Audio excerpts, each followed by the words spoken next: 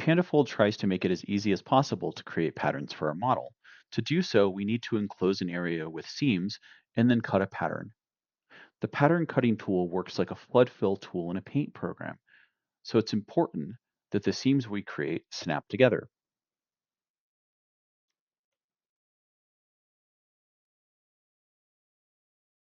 So when I mouse over this, you'll see the color of the dot changes.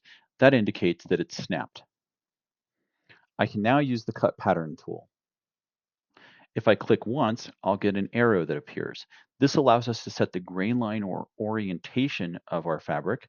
And if I click again, the pattern will be cut. The pattern is automatically assigned an ID over here, and the grain line is captured on the surface of the pattern. We can tell that this pattern would be a good fit because it's entirely green.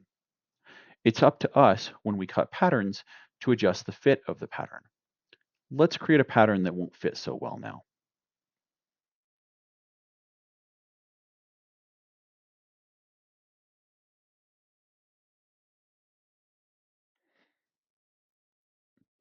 If we cut this pattern this time, if we double click, the pattern will be cut without a grain line.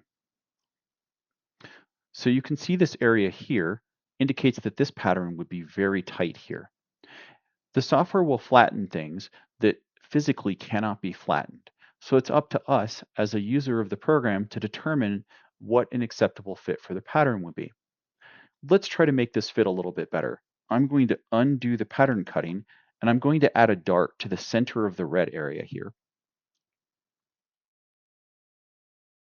Now let's see what happens. This pattern looks like it would fit a lot better. Let's see if we can get rid of this tight area as well.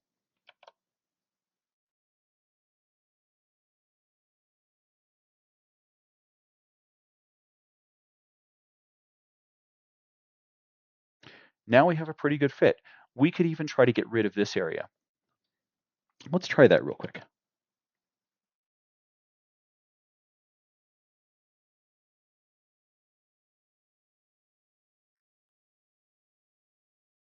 So now we have a pattern that fits pretty good. Let's go to the 2D view and see what these patterns look like. So this is the one that we just added the darts to, and this is the first one we cut here. The software automatically labels them along with the seam ID here to make it easy to figure out how they fit together. The cracks here, or darts, show us what adjustments were needed when this was flattened. The wider the dart tells us about how important that dart is for adjusting the tension in the fabric. I probably would leave all of these depending on what I was doing and depending upon the stretch in my fabric. If I go back here, let's create a pattern that's going to require a lot more adjustment just to see what that looks like.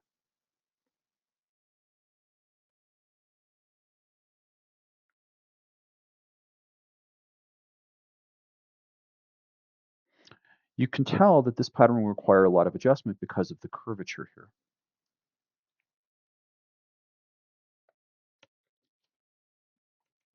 So this pattern has a lot of blue and a lot of red. To make this pattern work, we would probably want to split it into multiple pieces. So we had the big red area here. I probably would split this along the curvature here as a starting point.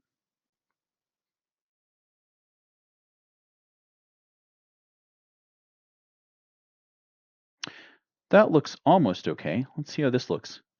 So that got rid of a lot of our looseness around the edges and left us with these two areas with tension. Let's delete both of these and add some darts.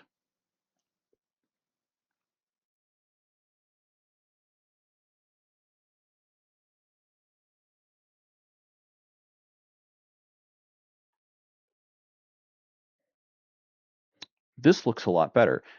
These patterns would fit this model well. Now we can come over here and we could try to fit these together like a big puzzle. The software tries to make it easy to do this. And depending upon how you want to work with the layout view, you can also tell it to not or to fix the origin of the layout view so it doesn't move as you move the patterns around. But this is a quick introduction to pattern cutting with Pandafold.